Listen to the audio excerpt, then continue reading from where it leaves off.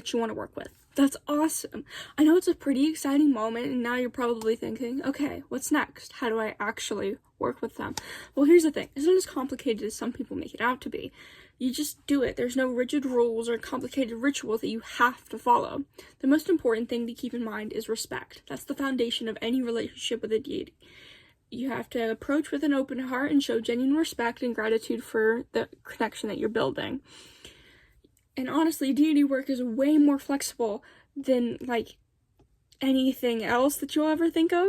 You don't have to have a pantheon of deities to be a real witch or anything like that. You can start with just one, whether it's your spirit guides, ancestors, or if you're feeling adventurous, dive right into gods, goddesses, angels, or even dragons.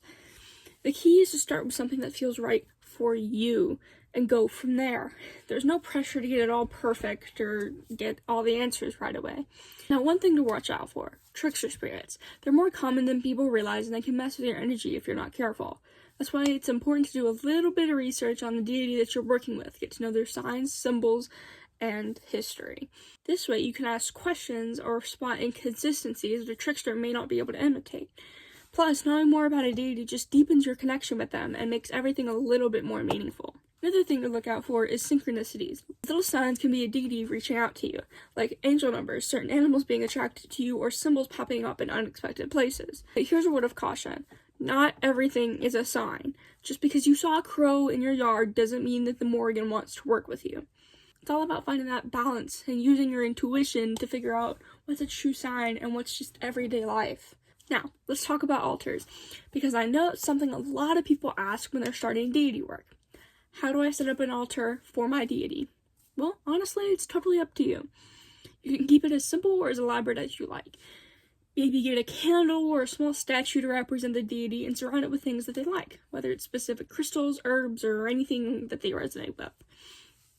But here's the thing, altars are completely 100% optional. Totally up to you. You don't need one to work with a deity, especially if you're a broom closet witch and need to keep things low-key. You can still honor and connect with the deity through meditation, journaling, or just mentally standing out gratitude. That being said, if you do have the space and feel drawn to it, setting aside a little area for things that your deity likes can be a nice way to show your appreciation. It doesn't have to be fancy, just something that feels personal to you and your practice. And that's pretty much it. I hope this cleared up some of the confusion around deity work and then gave you a good starting point.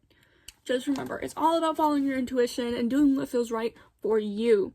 Thanks for watching, and I hope to see you next time. Bye-bye.